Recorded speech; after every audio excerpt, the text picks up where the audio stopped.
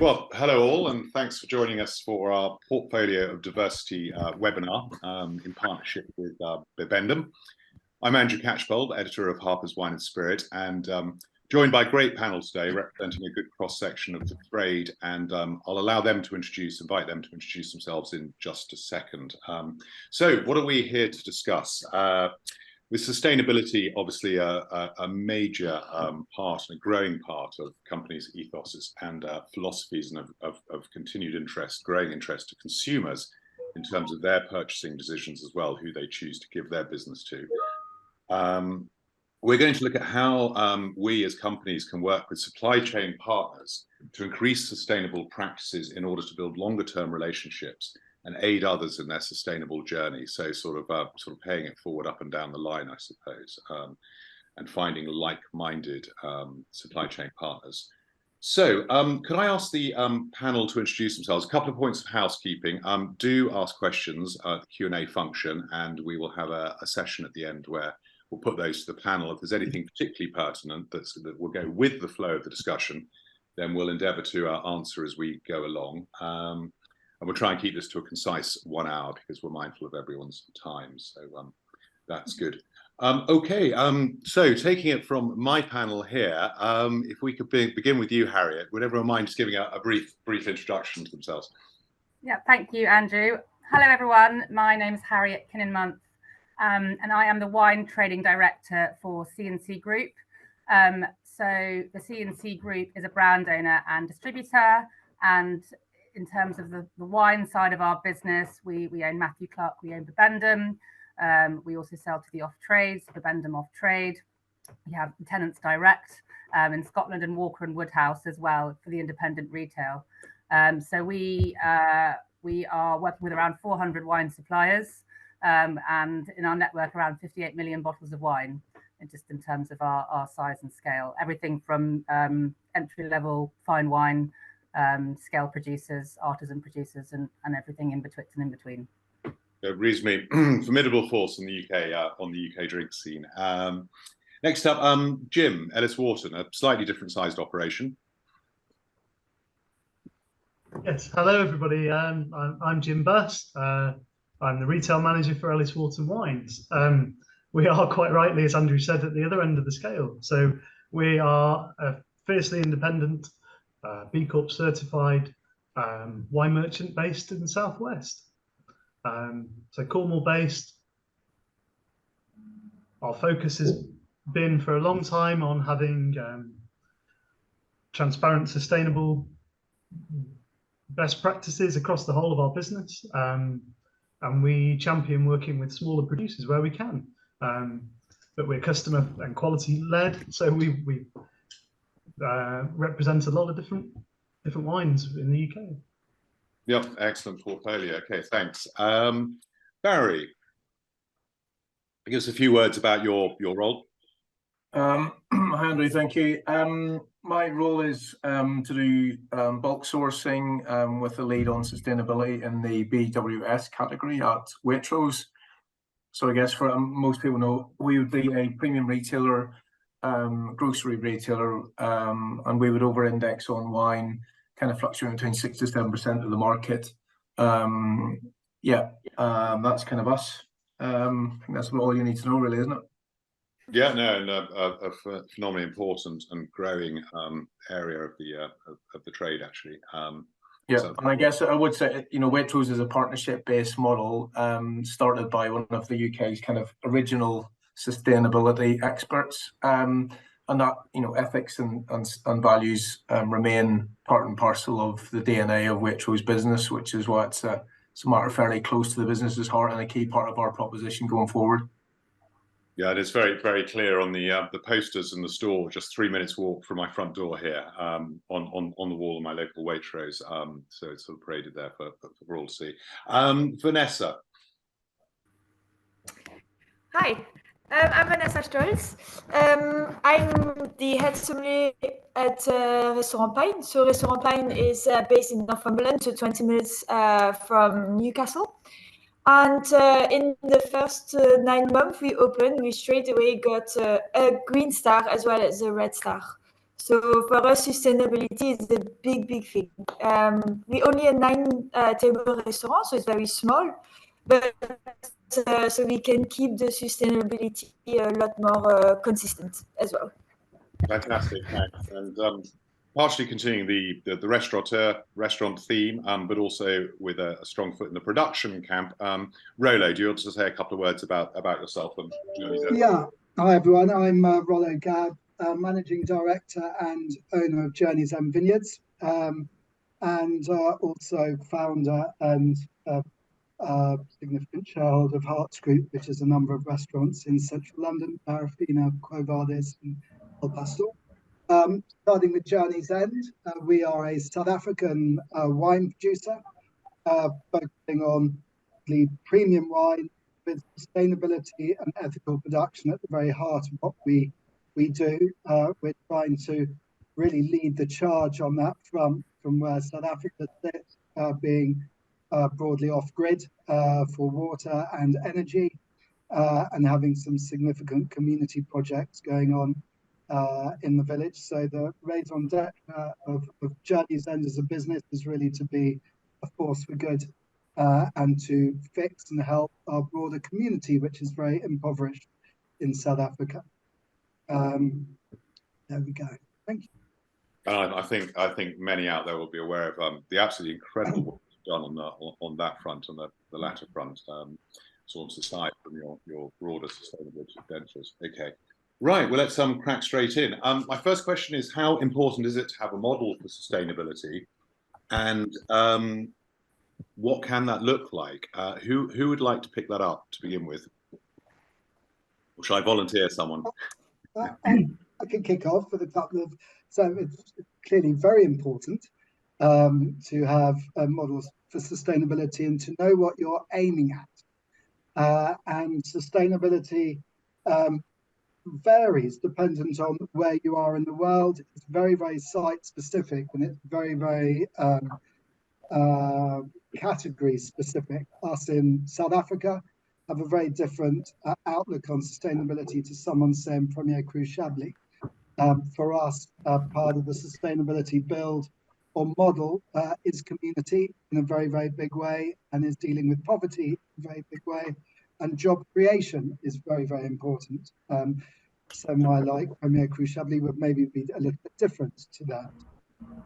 And without associated goal, you don't know what you're aiming at. And this whole sustainability piece or word, it's a journey. It's not something that you can say, right, we've done this now. Here are our goals. These are the items we're going to aim at. And when we've ticked those boxes, we can stop. It is something that is never ending. And once you're on the old sustainability bus, it's a lifetime journey, effectively.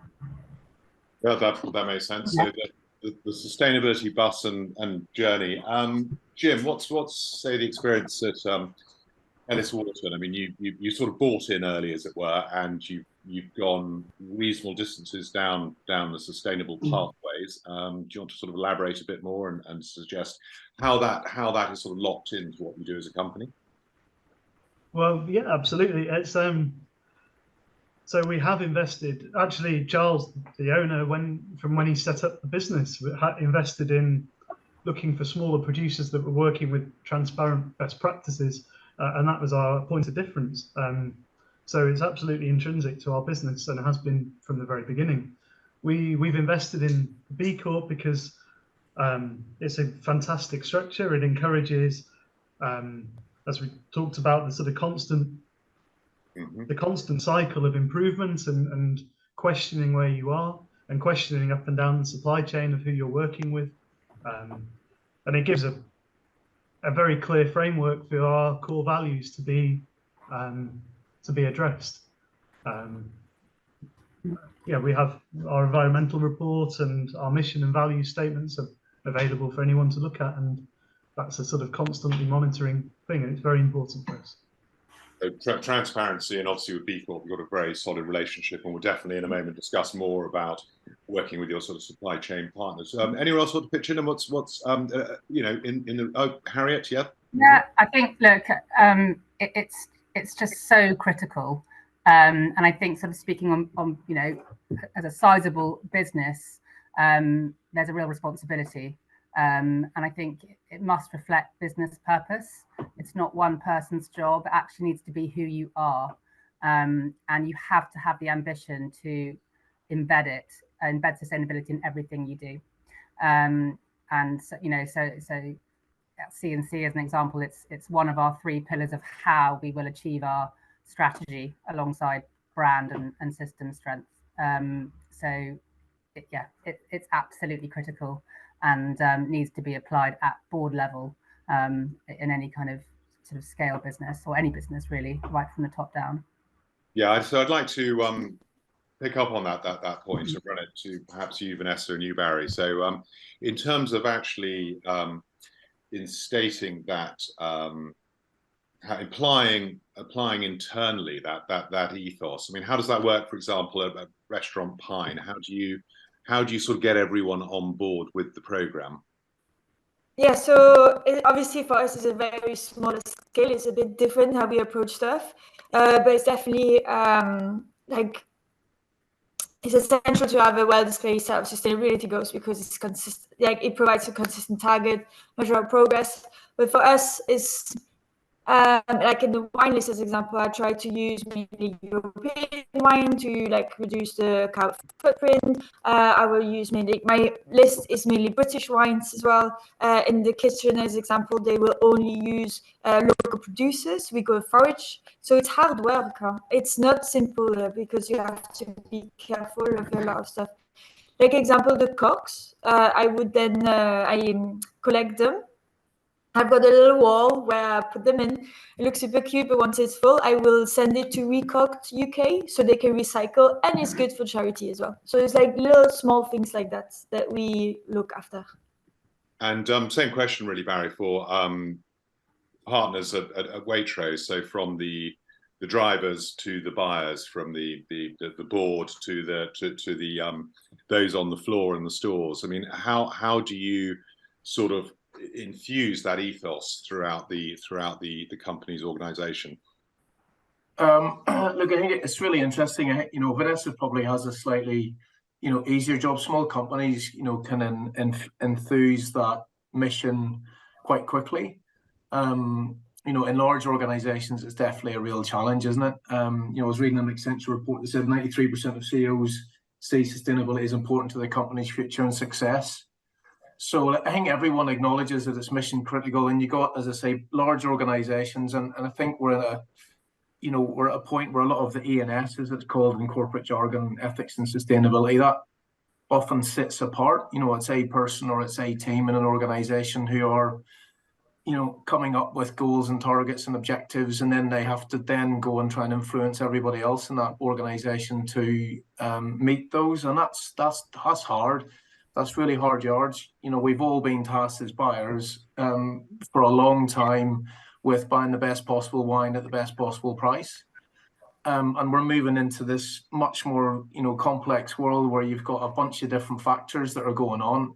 You've got to do that. Plus, you know, we've got to be mindful of the social impact and the environmental impact, carbon emissions and waste, and, you know, what comes out. So, you know, like I think I'm a reasonable example. I started my career in winemaking, and I've moved into more retail. And, you know, I kind of feel like all of us in any, you know, decision-making point in all of our companies have to have a grasp of these skills, so they can not only, you know, understand the targets and objectives that are set by separate teams, but are then capable to understand them and figure out how that relates to your part of the bit, which is buying or even marketing, you know, or making. And we can all kind of get along in a much more coherent fashion. But it does feel like, you know, we've got a little bit of a disconnect, I think, between the parties at the moment, and I think that's certainly a real challenge. And look, I would, you know, probably say Waitrose, you know, would be one of those. We've got, you know, some very, very clear objectives and targets for what we want to achieve, you know, by 2035. That's all on our website if anybody wants to have a nosy. Yeah, I think that is it. You know, you've got to try and enthuse a across the business, which is hard across larger businesses. Yeah, and it's probably worth that. Thank you. That's interesting. It's probably worth saying just a quick look, because wearing my sort of editorial hat, sustainability wise, and connected to our sustainability charter, I've been looking through so many companies' websites in terms of their path, their sustainable pathways, what they're doing, what their targets are, etc. And there's just an amazing amount of stuff that's actually going on now out there, and it's sort of driving and becoming almost sort of self-fulfilling. Which I guess sort of neatly takes us to my next question, really, and it's in a way it's a simple one, but it's the heart of our whole debate. How important is it for a company's sustainable ethos to be reflected in those up and down the supply chain, and why is that important, and how is that being driven company to company? So, yeah, how important is that? I mean, who would like to sort of pick that up? So, in terms of who you are doing business with up and downstream. Yeah, so if everyone's happy for me to start, I mean, on the supplier base, it's becoming increasingly essential. I think that we are all on this panel striving to become more and more sustainable and to permanently improve what we're doing and fine-tune what we're doing in an attempt to be ever more perfect with what we're doing. But if you're supply base and not doing the same thing, then you're compromised and you're never going to get there. So what we're seeing is increasingly all the dots are joining up, certainly with restaurants.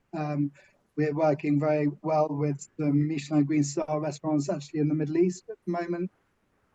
With our own restaurant group in London, we're looking at bringing in waste officers and moving through B Corp at the moment. And I think ultimately all the good guys will end up linking up, and those that have ignored this whole requirement and real need for sustainability will get left out of the picture, because you can't ever be fully sustainable if your supply is not sustainable. Yeah. Yeah, who else would like to pick up on that? So I think that's a really strong point, and are organisations, companies in danger of being left behind and indeed eventually left out? How fast is this snowballing? Who would? And can have a crack at that, but selfishly trying to get across, the Waitrose aims. But look, as I said, we've got ambitions and targets that are set on a website, and we had a supplier conference a few weeks ago. And essentially what we're really saying is, look, here's where we want to go to in terms of our targets. And if you're a key supplier into Waitrose or Tesco's or Sainsbury's, it would definitely be a good idea to look at, what their, a direction of travel needs to be. And as a key supplier, if you want to continue, working with those retailers and ourselves would be the same. Our expectation is that there's an awareness of that, and then you're also aligning, your business to line up with that. And then the same, would be then for, Bibendum or Rollo to work with his growers to then, knock on. Yeah. So I think it's on all of we all have to communicate to whoever we work with, the direction that we want to move in. Yeah, no, I think it's very important for someone of the size and quality of Waitrose to be making those statements to their suppliers. Vanessa, are you hearing much that's different? Because Restaurant Pine, you've already got the sort of ethos of sustainability and working with more sustainable kind of producers and suppliers right across your produce, not just drink, obviously, but food and presumably other aspects of whether it's energy and so on. How does it work and how does it look in your world? So it's definitely essential to work with like-minded companies, that's for sure. So since the beginning, I tried to work with companies like importers. They like to have that green ethos as well. So it's quite straightforward for us. It's a bit more simple because you can just go on the website, see how they work, how they like to work with so even the winemakers, they work with smaller producers, sustainable. That's basically it. Yeah. Obviously, if you know the farmer in the kitchen, as example, it's easier. You can go to the farm, you can see how they work. So yeah, that's in our restaurant that works like that. Then it might be an interesting contrast to look at Bibendum and C&C and say, obviously with the size and scale of portfolio and market sectors that you supply, Harriet, it's presumably not the easiest thing in the world just to kind of, in a sense, put up a barrier and say, we're terribly sorry, but we're very sustainably minded. So we are now only going to deal with suppliers to ourselves that are fully committed down that route. So how, I guess that sort of seeds into what we want to talk about, which is I think it's look, it's really critical. And I think you have to break it down. As Rollo said, and we've mentioned, it is a journey. So if you try and do everything at once, you're going to fall down. There are ways to make sure you're applying internally best practice with contracts, with code of conduct, and these sorts of things. But the collaboration with the supply chain delivers mutual benefit, and it's critical. I think so 90% of this sort of our C&C scope carbon footprint is in our scope 3, which is in our supply chain. So we have very, very kind of clear targets that we've signed up to with the Science-Based Targets Initiative, part of the Carbon Disclosure project. So we're working with a number of suppliers, and we're looking at those that make up 67% of our scope 3 to start with, and working with them, and they're signing up one by one. We're working closely with them, signing them up to the Carbon Disclosure project so they can start to track their emissions, so that we can start to track it. So that's phase 1, and then it will obviously continue to roll out. We're also making sure that we're all trained on ethical procurement. So the buying teams are going through training from that prospect as well. The code of conduct and modern slavery sign up. So we're working with Harriet to look at that as well. So we have very clear targets, but to say that we're kind of, we're doing everything at once isn't true. We are on that journey as well. But it's good to have something very tangible in place. Otherwise, I think you can get really lost in all the detail and the various ways of sort of chopping it up. I think that's sort of fair points you're making, because sustainability isn't one thing, although it is a sort of holistic umbrella. And I would see it as sort of various paths that you can progress down, and those people progress down various pathways faster than others to the best of their ability. And I think, as Rollo pointed out at the beginning, there's probably no such thing as becoming 100% sustainable, but you move as far in that direction as you can in your circumstances, and continue to sort of move forward. I mean, Jim, you're nodding. Is it a similar story at EW Wines? It is, yeah. So sustainability, as well as in being able to be realistic and continue to operate as well. So that level of sustainability and long-term relationships and buying honestly, really, and we try and articulate where we want to be as a business and go, and encourage the supply chain to be there with us. Because we're smaller, we have the ability to actually make bigger improvements quicker compared with the others in the panel. But it's very good to hear that it's happening as the focus right across, really. So I'm very interested in this, how you persuade supply chain partners to progress. Is it simply through, and how do you sort of, for want of a less strong word, police their claims as well, their sustainable claims? How do you do due diligence? Is it simply through transparency? Is it through a degree of trust? What can you do as a business to help ensure that you are working with the people that also fit with your ethos? I think it's definitely transparency. That's key, and the long-term relationship that we have as a business with our suppliers. Best practice is really important, and trust as well. So, and being able to go and do our own due diligence where it's needed. So you have to use all the sort of tools, as it were. I assume that, I mean, I would have thought from Barry, from a Waitrose, from a supermarket perspective, is that something that can piggyback on much longer term practice of due diligence, checking out suppliers, ensuring quality control, etc., and you can build that into those sort of networks and practices anyway. Or yeah, no, quite. I read a really interesting quote, really just saying that sustainability is the kind of it's almost like the quality movement we went through in the 80s.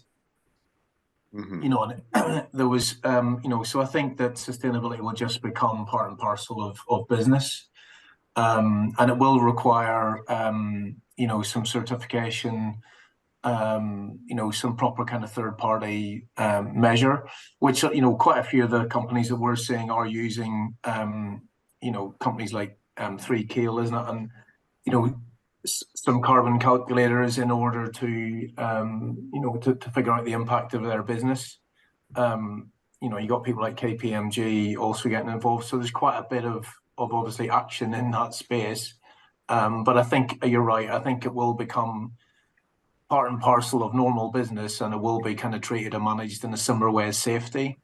I can kind of see it going in that direction, absolutely.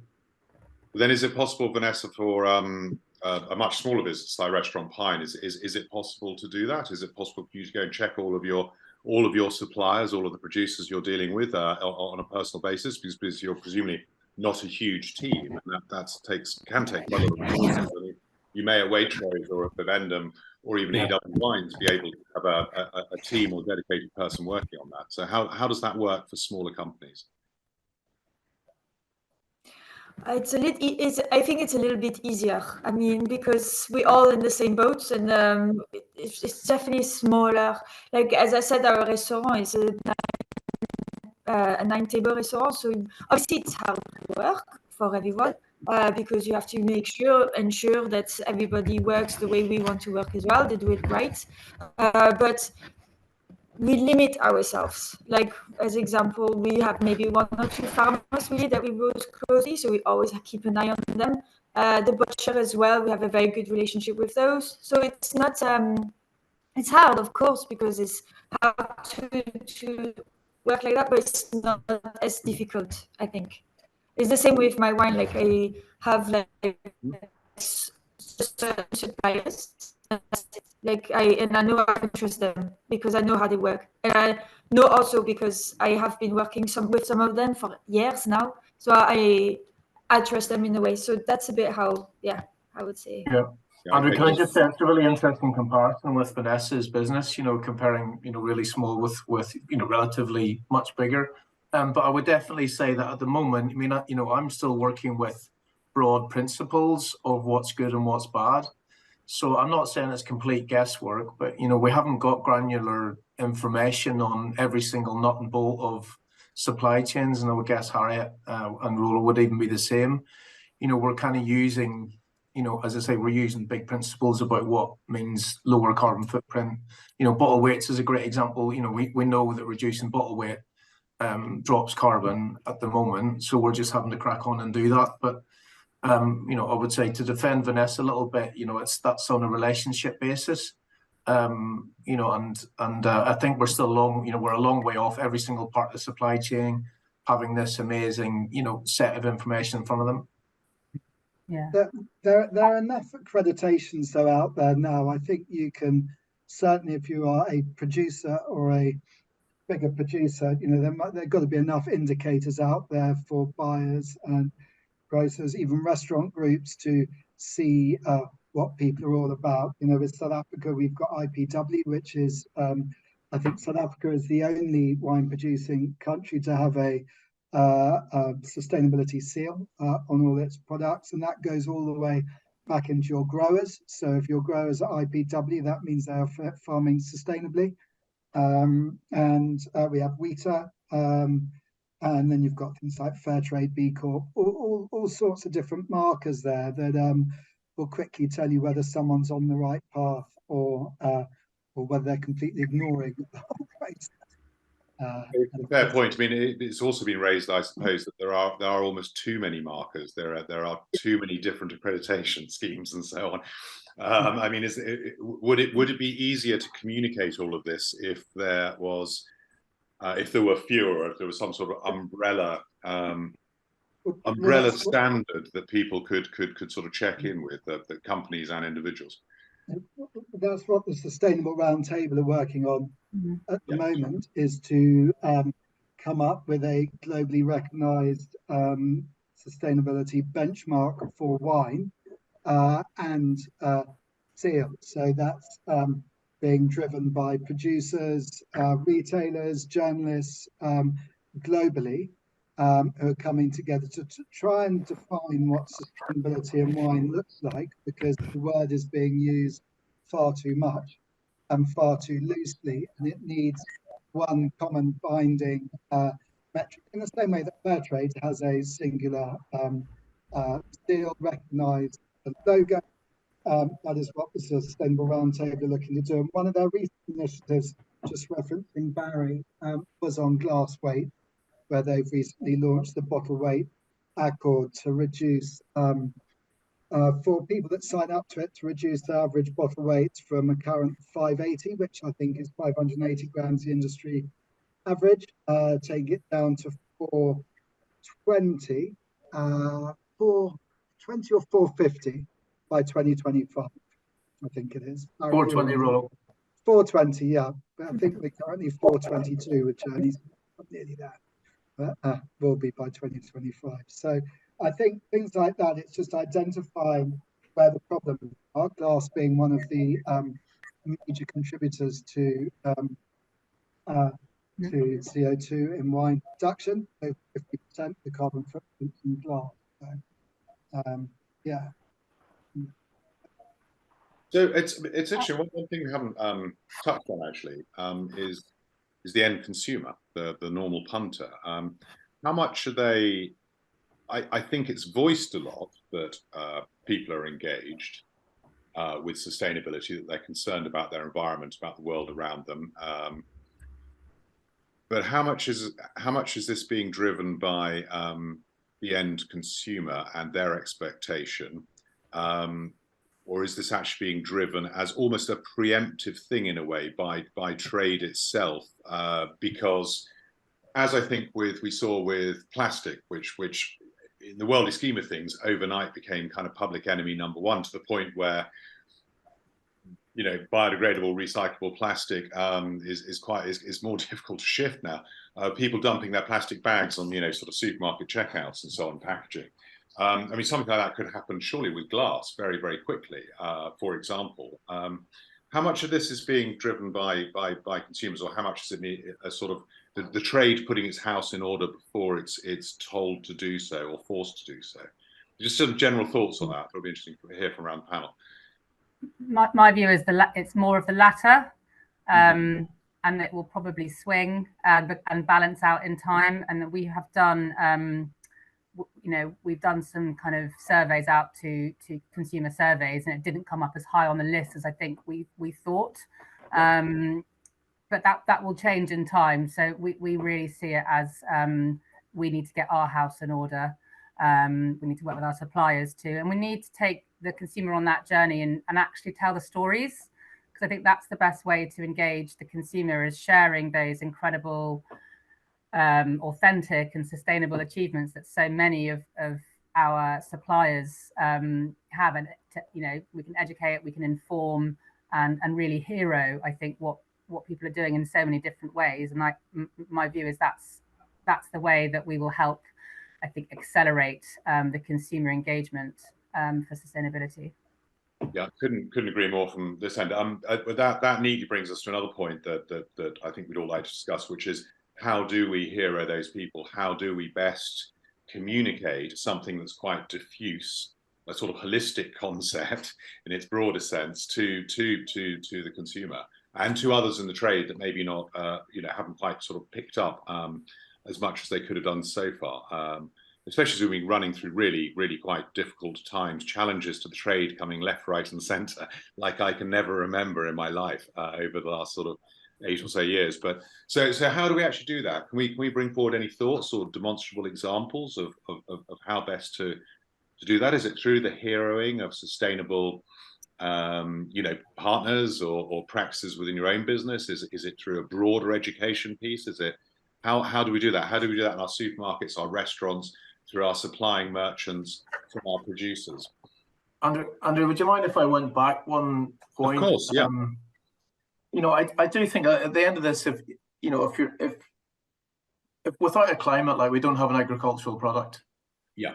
And if the volatility around the seasons continues, we haven't got an industry. We don't have a product to sell, and ultimately, that's it's not really a great ending. We know what's going on, and a lot of the stakeholders globally know what's going on. Unfortunately, the customer isn't quite as engaged with that concern at the till as they maybe might be.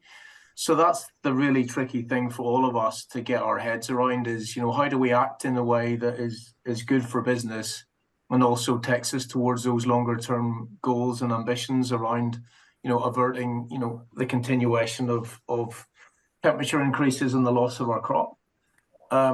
So look, it's super tricky, and it's a big, I'm sure Harriet's and Rollo were just trying to figure this out. And that's difficult to achieve. It really, really is. But I do think that we've got to act in a way that is collaborative and tries to de-risk some of the concerns about being competitive. There's a whole bunch of stuff, and I think the only solution is to be collaborative and do more of this stuff and figure out a way that we can work together that does get coherent message across to our customers. Like, this is a very fragmented industry, and there's not massive margins at stake. We haven't got big companies that are able to lead with really clear messages. So the only kind of way we're going to do this is really, really firm and great collaboration. Agree on what messages look like, what the great stories feel and sound like, that we can get some cut through, and that is going to take a huge amount of effort. And I think that's the thing that we got to keep an eye on. And as I say, that getting the message through to the customer, we'll have to follow that. If we're compelling enough with that storytelling. Yeah, would anyone else like to pick up on that? Saying that's a fantastic point, Barry. Thanks. Yeah. First, it's in the restaurant, it's a bit different again, because obviously people come to us. Sorry, Vanessa. I'll stop you just for a moment. I think there's some interference coming when you're talking, and we're missing chunks, and it was before. I'm so sorry to stop you. I'm just wondering maybe if there's something, or maybe if you came out and came back in, because you're making some great points, and it's sometimes is it just me, or is anyone else having? No, we're getting that as well. Yeah. I'm just obviously for you, the audience still out there, where that might be a little bit tricky. I'm not sure technically what we can do about it at the moment. Well, we don't want to fire away, Vanessa. I think we can understand enough of what you're saying, but it's just a Okay. Do you want me to start over again, or? Yes, I think so. Yes, yeah, that would be great. Yeah, sorry. So I said that for the restaurant, it's a bit different, because obviously people come to enjoy the Green Star. People know that we have the Green Star, and thankfully the Michelin Guide actually provided us that, and maybe shakes people up a little bit more, even for other restaurants around the UK or around the world, to be, oh, wait a minute, I get an award for that, so I want to work towards that. So that's extremely helpful. And yeah, people, when they come to Pine, is because they want to come to discover what a Green Star means and to enjoy. It's really coming back in the past, huh? Like, you have to use a whole animal, you have to go gardening, like, it's not just, oh, I've got the end product, I cook it and that's it. You have to work with the whole thing, and people they don't know to do that anymore. So when they come, like, ask lots of questions, and they're really surprised by how much we can actually do with one whole animal. And for the wine is just, I give it to them because that's what we love to do. The same with the cocktails. We use cocktails that are based with forage ingredients. Most of the spirit that we use are from England, so a lot of people are not aware. So even the coffee, we try to use. It's a friend of mine who goes to the farmers as well. They work all in a very sustainable way, and the packaging from as well. They're all like recyclable packaging and stuff like that. So people come and they we give it to them on a golden platter already. Yeah, no, that's great, and we could understand enough what you were saying. No, that's great. So it's but I think maybe in relation back to Barry's point just now, that's within the restaurant world, is very simple, because that's one very clear, easy to understand sort of thing, or sort of branding that you can get out there, and once a consumer understands it, then that can be applied across several places. That does provide a sort of benchmark for that has some universality. Can't speak today.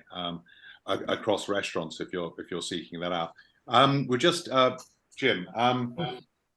Sort of continuing the same theme. What can you give us from EW's point of view on this in terms of communicating to your customers? Yeah. I think it's fundamental to communicate very honestly with your stakeholders. It's confusing. There is so much within the umbrella of sustainability and so many different directions that it's bringing it back to the focus of, is this product as good as it can be, and why, and is it useful for you? And that's what we need to work with, and that comes across the whole supply chain, and hopefully we can collaborate as an industry. It is going to take quite a lot. Yeah. So, Harriet, any thoughts to further this? Yeah, it's there's no one answer really, is there? I think Barry's absolutely right. We've got to communicate to the consumers. We've got to share all of our learnings. I guess from the one side, with my kind of sort of data hat on, it would be great to do more kind of consumer surveys and insights, because once you can measure what's important to them and where they are, it's easier to improve how you communicate. So I think that for me feels like something to explore further. And I think it's about collaboration. For us, we don't sell directly to the consumer, so it's probably also collaborating with our customers who do, and working very closely with them. And we increasingly, particularly in sort of the national kind of customer base, we see more and more kind of interest and standards and responsibility from their side. So I think it's probably looking to see how we can get that message out and take the consumers on that journey with us. Of course, as a producer, Rayla, you can use your labels and packaging, can't you?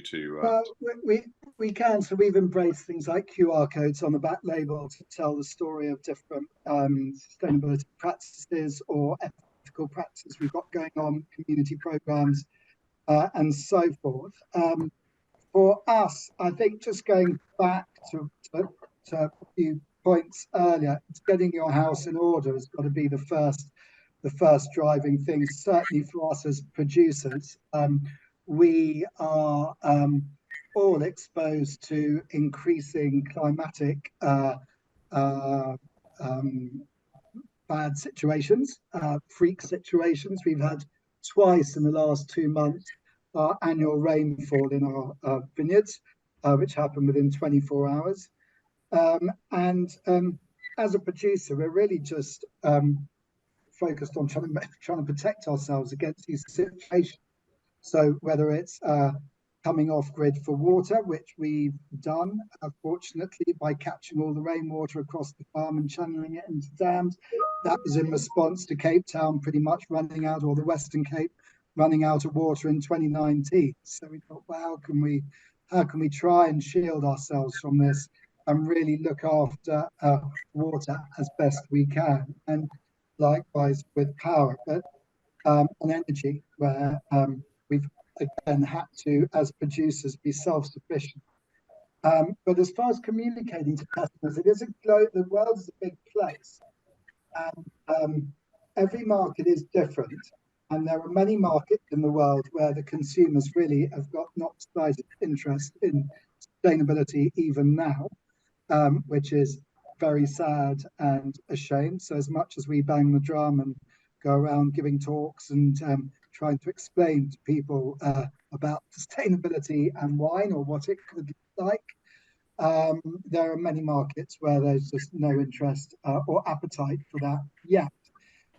With the UK, I think that we are at risk of losing an entire younger generation of wine consumer unless we rapidly really embrace sustainability as an industry and come up with solutions and good producer profiles of things which people are doing, which would hopefully synergize with many consumers. I think, sadly, there are a lot of more mature consumers who are probably less focused on sustainability, but for this whole future of wine and the wine category, it is going to rely on the younger generation, and those are the ones that I think are most engaged in sustainability. I think that's a really key point, because we see different figures on this, but maybe to average it out, if we say that sustainability maybe would be sort of 6th or 7th on down the list of people's sort of cues for their purchasing decisions, their most important sort of cues. But it has crept up. But if you then dive into that younger demographic you just mentioned, Rollo, who aren't engaging with wine so much, then obviously it's very apparent that it's so much more important. So I think that's absolutely key. I mean, Jim, you were nodding as well. We haven't really addressed that, have we? How sustainability can engage with that demographic that we are potentially in danger of we're not entirely losing, but we are finding far fewer younger people than perhaps people of my generation are diving headlong into wine for you know, their enjoyment. I think that clear messaging is important, and education as well. So being able to quite openly communicate how brilliant something is in an accessible way with the younger generation is, well, it's the key for all of us, really, isn't it? Working out how best and how to communicate that is in all our interests, really. Yeah, totally. I mean, so this seems like another very good opportunity to sort of target to help the trades, and of course, you know, without economic sustainability, there's no sustainability either. So you know, that's important. Okay, well, I'm aware of time. I don't know if the audience have any questions they'd like to post for our last 10 minutes or so, and we will definitely come to you. But all of this we've been discussing, can it help build stronger and longer lasting supplier-producer relationships? Is that a thing, or is this actually extra work that we're loading on ourselves to the greater benefit of the planet and our collective futures, but it simply has to be sort of extra work? Or are there actually positive benefits that come out of working more closely under a like-minded sustainable ethos with your supply chain partners? Did that question even make sense? Would anyone like to attempt it? Harriet, I mean, just a simple, it's not a very long answer, but the answer is yes. In short, I think businesses will seek to work with partners who share values and commitment to sustainability, and that will only increase. And I think having that long-term view is really important as well, and for trust. I think we talked about trust earlier, and it's a really important part of our relationships and our business. And I think that sort of sustainability trust will become increasingly important as well, and how we communicate that. So, yes. Yeah, everyone in agreement. Vanessa, do you want to add something to that? Yes. I think over the time it's on us now to really work towards it all the time, and then one day it's just going to be second nature.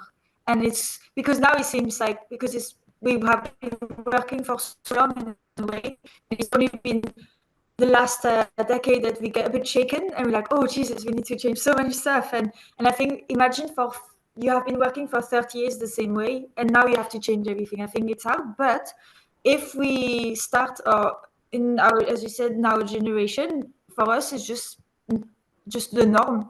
And I hope one day we don't have to celebrate it anymore. It's just going to be normal. But we will have all to work towards it in a way or another. But Barry, how far are we from this being normal? how far would I like it to be, or how far it might end up being? You could do both if you like, yeah. Like, I think the urgency with which we're kind of running out of our resources means that we need to get on with this like pronto, and it should be normalized as soon as we possibly can. And and I agree with Vanessa. I think that's really where we'll land up, is just a normal part of business to monitor how much resource we're using up, how much water we're using up, what's the social impact, is there shared value along the supply chain. I think these are all going to be really normal questions that we're just going to be doing on a day-to-day basis. But how far away it is, we've got the science-based targets of what it needs to look like to avoid a more damaging future for all of us. So it is, I think we got to get on with it. Yeah, I think so.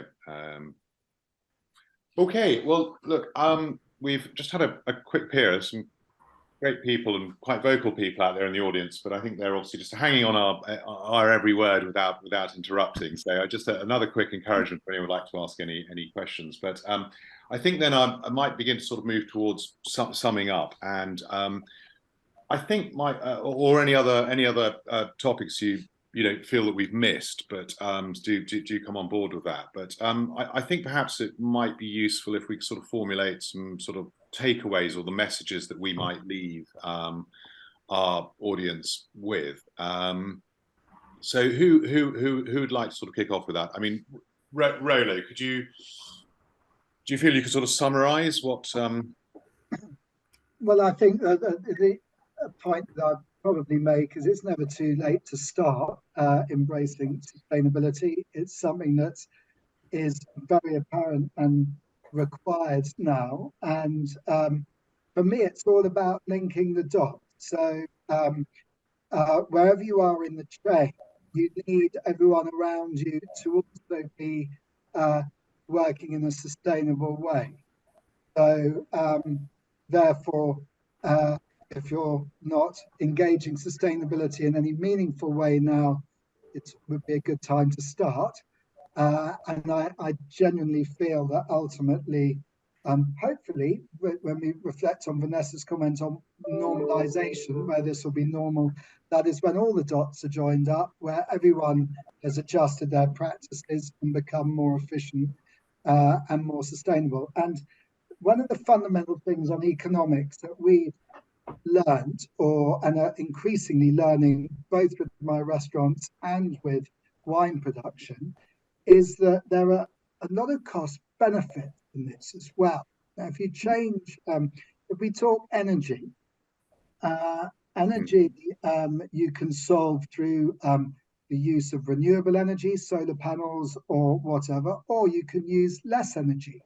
And if you're using less energy, or a combination of both, changing your light bulbs, doing this and that, using different methods of cooling in your cellars as a producer or cooling in your restaurants, you can, it's a good step forward, and it makes economic sense. So a lot of this sustainability piece does all pull through to economic sense as well, which is only something I realized having really engaged on it, that actually does make sense to use less electric, does make sense to use less water, does make sense to create less waste and look after your waste and do things with your waste. So, yeah.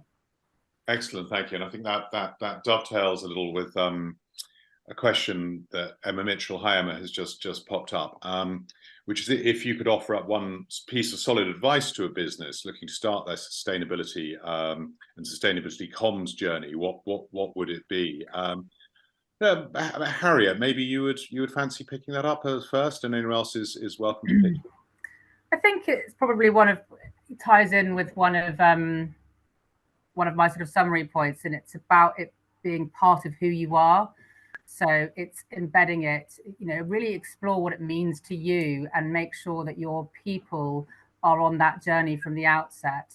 I would also make sure that you allow for sort of the talent and the people. It's not, you might need extra resource, which I think sometimes people fail to do, and they just assume that someone who's passionate in the business is going to wear it all on their shoulders. So it's really identifying what you need to do, where you need to start, and breaking it down bit by bit, embedding it into your values. I don't know what size or scale of business you have, but I think that really applies to whatever your size and scale. And then I think it'd be about reaching out, because it is about collaboration and about sharing, and that kind of brings me on to my other point is, you know, we're a great industry, and there's a bit of healthy competition, but if there's one reason to put that to one side and to collaborate, it's this. So it's about sharing our targets, sharing our mutual progress, and identifying those potential areas to collaborate, sharing our learnings of how we've overcome challenges, and sharing our stories. And you know, I can't think of many businesses or companies who would guard that information. So I think it's probably reaching out, you know, to other companies, and I think the SWR is probably a great place to start, and they can probably point you in a great direction. But that would be my advice. Yeah, the Sustainable Wine Roundtable, and I think, and just on a slight point of amusement, to prove your point, Harriet, you're currently collaborating, communicating with Emma at LWC Drinks. So yeah, so it's good to see rival distributors working together in a forum like this.